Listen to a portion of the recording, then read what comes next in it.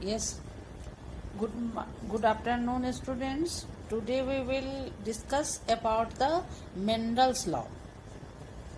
Mendels Law of Inheritance. Based on the hybridization experiment, Mendel had proposed the law of inheritance. His theory was rediscovered by three scientists: Hugo de Vries of Holland, Karl Kerens of Germany, and Tesselmark of Austria in 1901. He postulated three laws.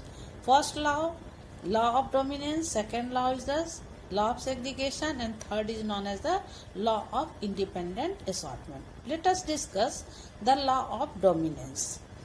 This law states that when two alternative forms of a trait or character, that is genes or alleles, are present in an organism, only one factor expresses itself in F1 progeny and is called dominant, while the other that remains hidden is called recessive. It means those characters which appear in the F1, it is dominant, and those which could not appear, that is hidden, it is known as a recessive one. When a cross was made between a true breeding tall pea plant and a true breeding dwarf pea plant, all the plants in the F1 generation were tall. When the F1 individual were allowed to self-pollinate and an F2 generation raised, it was found that the tall plants and the dwarf plants were in the ratio of 3:1. Means 3 plants were tall and 1 was the dwarf. When the dwarf plants were further self-pollinated, they produce only dwarf plants in successive generation.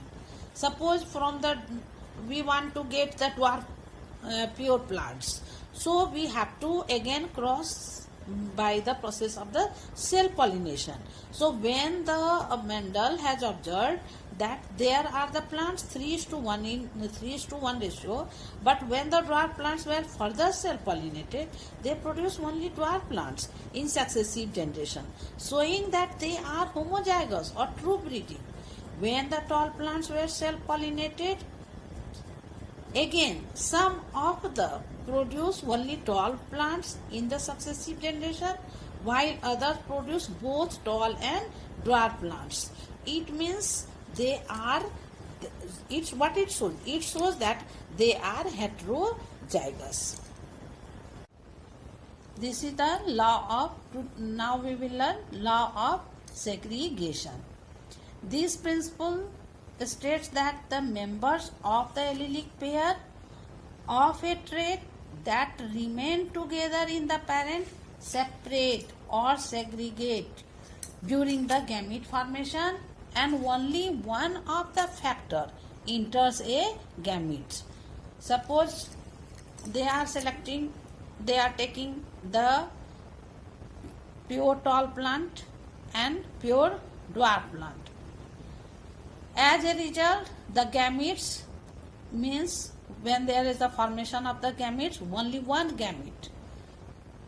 Just you can see that these means this law, how this law reveals that the members of the allelic pair of a trait that remain together in the parent, it separate and segregate during the gamete formation, and only one of the factors, either this or this, it enters in the formation of the zygote. As a result, the gametes are pure for a character. We can say that these gametes which are formed, these are pure for a character and have only one of the alleles.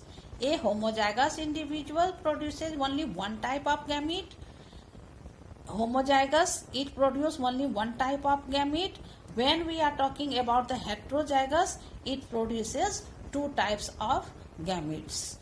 Heterozygous individuals, two types of gametes will be formed, but it is in equal frequencies. Now this can be explained by this diagram. You can understand it by the diagram. We have selected the pure tall plant, homozygous tall, it is a homozygous dwarf.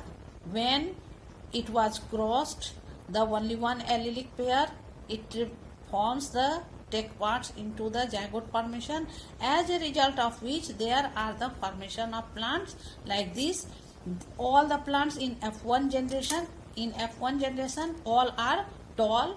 When it is allowed for the self pollination, or means the F2 generation can be raised by this process, and we can see that these plants appear in 3:1 ratio, that is known as the 3 tall, 1 2 3. It is the homozygous tall, and these two are the heterozygous tall, and these two are heterozygous tall, and one is the homozygous dwarf.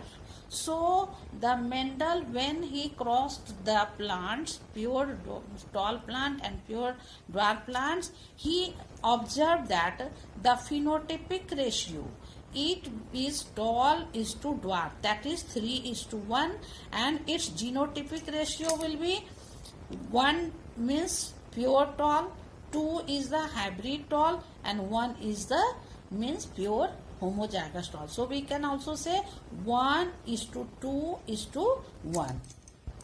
Yes, my dear students, here you can see that tallness is dominant over the dwarfness, and it has appeared in F1 generation. The recessive character, that is dwarfness, has remained hidden in F1 generation, but again it appeared into the F2 generation. The two forms of the trait height of the stem have appeared in the ratio of 3:1, which is called Mendel's monohybrid phenotypic ratio. It is because the two factors, these two factors which were remain together in F1 hybrid, they segregate from each other and enter different gametes. These entered into the different gametes. The pair condition, again it is restored randomly, and by the random fertilization, again there is the means this condition. You can see that the gametes, when they separate or segregate, but randomly when they join, again the diploid condition it exists. So the pair condition is restored from the Punnett square. As you know that the Watson and Punnett, he has explained by giving the data in the square, Punnett square. Commonly it is known as the Punnett square. From the Punnett square, it can be seen that one of the tall plant is the homozygous tall, while the other two are known as the heterozygous tall, and one is known as the homozygous means dwarf. Hence the monohybrid genotypic ratio will be 1:2:1. 1 means true breeding tall plants. It is true breeding tall plants. 2 is the hybrid or heterozygous dominant plant, and 1 again it will reappear in the form of the true breeding recessive plants. So by this process we can say that the phenotypic ratio, when is to 3:1, its genotypic ratio will be 1:2:1. Now we will discuss about the Mendel's third law. Yes, my dear students. Yes, now we will discuss about the laws of independent assortment. This law states that in the inheritance of two pairs of contrasting characters, the factors of each pair of characters segregate independently of the factors of the other pair of character.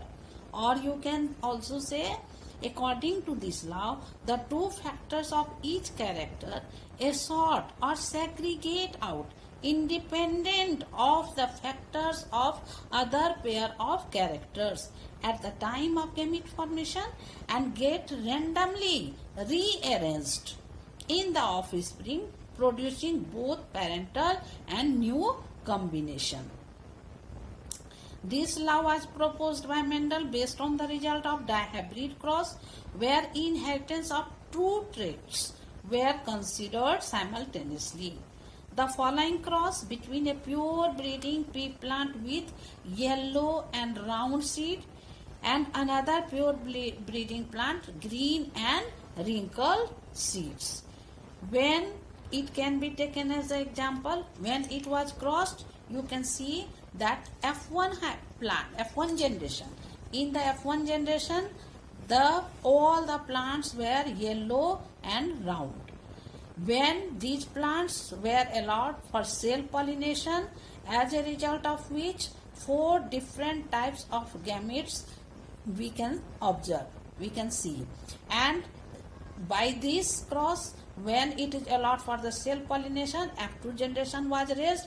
Ultimately, there is means 16 different types of plants we can see. We can see the seeds, seed shape, and what will be the color of the seed coat. So there are the 16 different colors having the shape if we can observe. So when the means we can see the ratio of this phenotypic ratio, the phenotypic ratio which was observed, it was 9:3:3:1. It means Mendel's dihybrid ratio, its phenotypic ratio will be 9:3:3:1. That is, 9 is a yellow round, 3 becomes yellow wrinkled, 3 is to green and round, and 1 again we can observe that green and wrinkled in their pure form.